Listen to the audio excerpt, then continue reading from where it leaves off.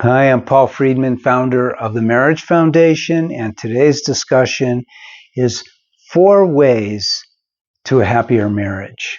I kind of love this topic. We do a lot of marriage saving at the Marriage Foundation, and that's what we're going to talk about.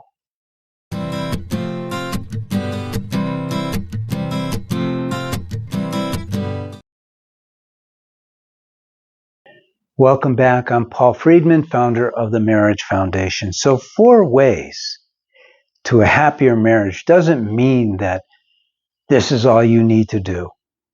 But the cool thing about marriage help, when it's legitimate, is that it's real. It really will have an impact. And so these 4 things, if you embrace them and use them, they will improve your marriage. They will. And what does that mean, improve your marriage? We get married to be happier. And so that's what I mean by improve your marriage. You'll have a happier marriage. Don't we all want a happier marriage? Of course we do. So number 1, and this is not misplaced. This is an important one. Why? Because there are certain things that we do that really obstruct happiness. So number 1 is eliminate your anger. Notice how I didn't say eliminate your wife's or your husband's anger, because you cannot. We have no power over anyone else. Even our kids are tough to corral and discipline and get them in line. But over ourselves, we all have this amazing gift that God has given us that we should spend a half a year learning about in the 5th or 6th grade, and we don't. And that gift is free will. We hear about it, but it's not really expounded upon. It's not thoroughly looked at. And so what happens is we develop these habits that spring from our human frailty and other things. And by the way, there's a whole science to marriage. And so anger does not belong in our marriage. It literally doesn't belong in our own mind. It doesn't belong there. We've accepted it because the studies about anger have all been done. And I'm not talking about how a spiritual person would address this. I'm talking about how Western psychology, which is ubiquitous in our societies, how that has defined anger for us totally incorrectly. So let's take a look at what anger really is, shall we? We are all familiar with the laws of self-preservation.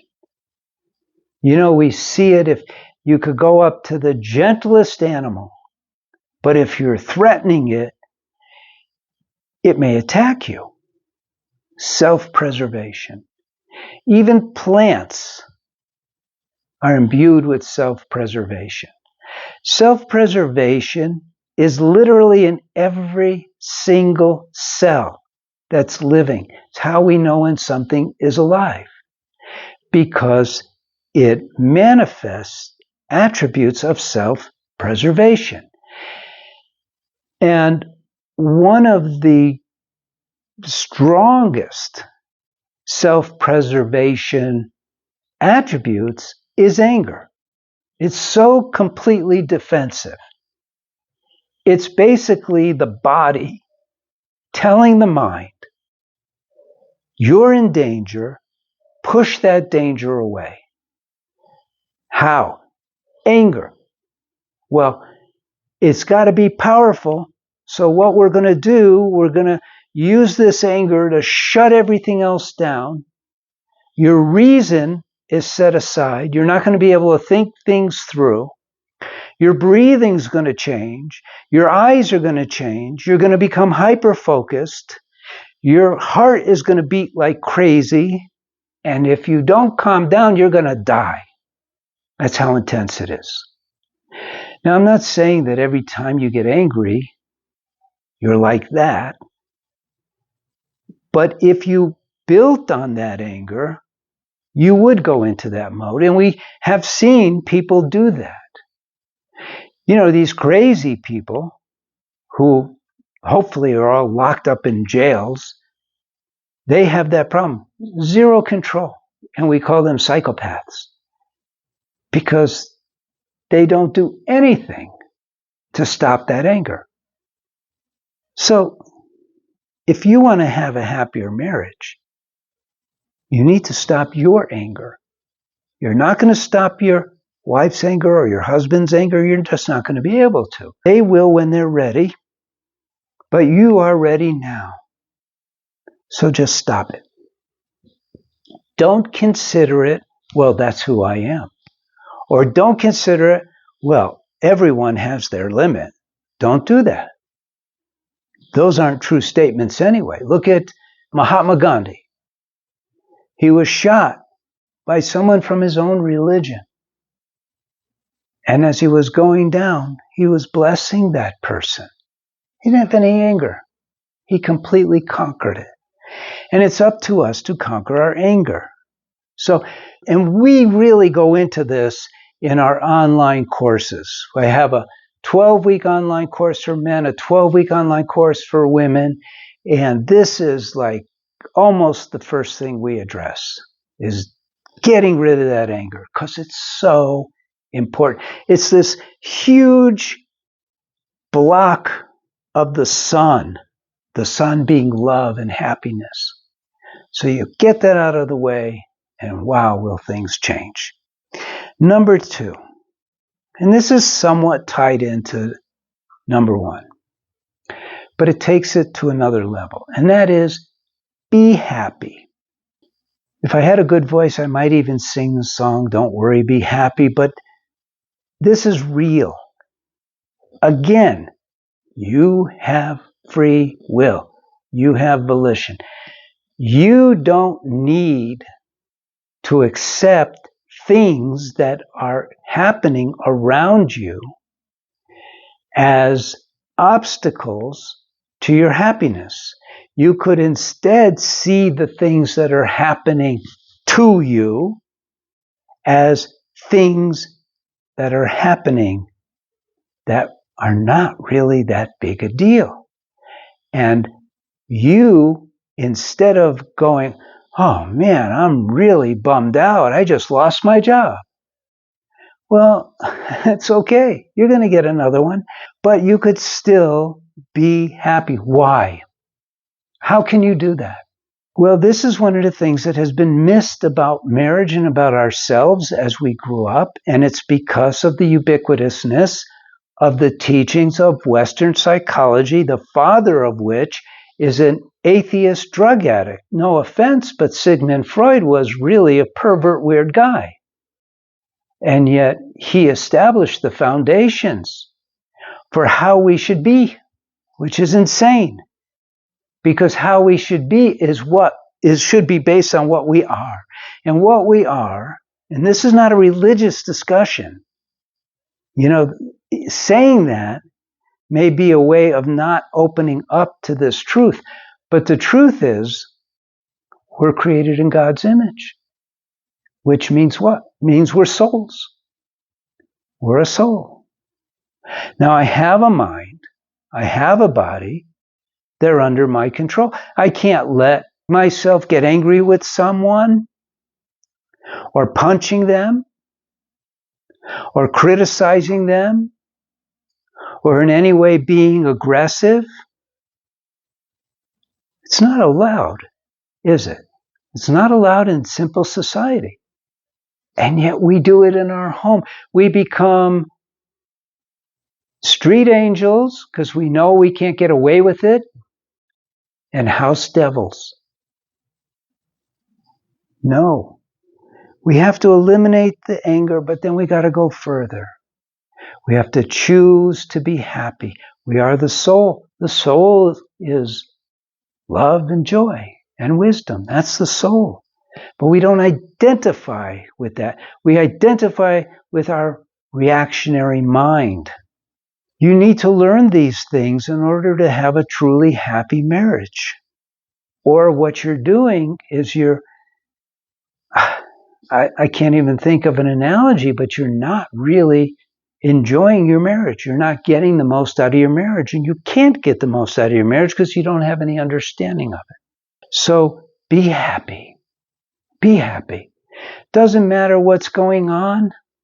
Just be happy. If something's coming at you, go, okay, God, you're challenging me to be happy no matter what's happening. You can do that. You can. Number 3. And this will help you with number 2. Number 3, when you first got together with your soulmate, you appreciated them and you admired them. Now you loved them. That was the undercurrent. But you allowed that to manifest into appreciation and admiration. And what happened? Well, what happened was we allowed our mind to take over, our judgmental mind with all of its defensive filters, and start seeing their flaws instead of their beauty, instead of their greatness. And we started seeing their flaws and focusing on those. Turn it around. Turn it around. Your love is not dependent upon your admiration. It's not dependent upon your appreciation, but they're dependent upon your love. Don't allow those things to get in the way, and you'll be so much happier. The 4th is deep, and I'm glad it's number 4 because the first 3 kind of lead to this. So this is a proactive being happy, and that is to cultivate your love for your soulmate. Cultivate your love for your soulmate. We don't think in those terms, do we? We think, oh, I fell in love and I am floating and now I am not so much in love because he's this, she's that. No. Cultivate. You have the power to cultivate the love. Don't worry about if they love you back. This is one of the big, stupid things that we've come to accept as rational, is that we should be reciprocal in the love. The love you give me is the love you'll get back. No. It never works that way. Just love them. No matter what, love them some more, and love them more, and more and more and more. Cultivate that love. Nurture it. You know, one way is to visualize your heart as a reservoir of the love that you carry. And it has doors on your heart. And open up those doors in your mind. Visualize liquid love flowing out and surrounding them. Don't expect a response. You'll feel that love build within you, because as you open it up, as you open the doors to your heart, more love flows through you from the source of love, which is God. We don't create love. We forget that marriage is all about love. We get into this, we get into that. Bring it back home. I'm Paul Friedman. I founded the Marriage Foundation in order to teach you how to have the most amazing marriage that you can have. God bless you. Take care. Thank you.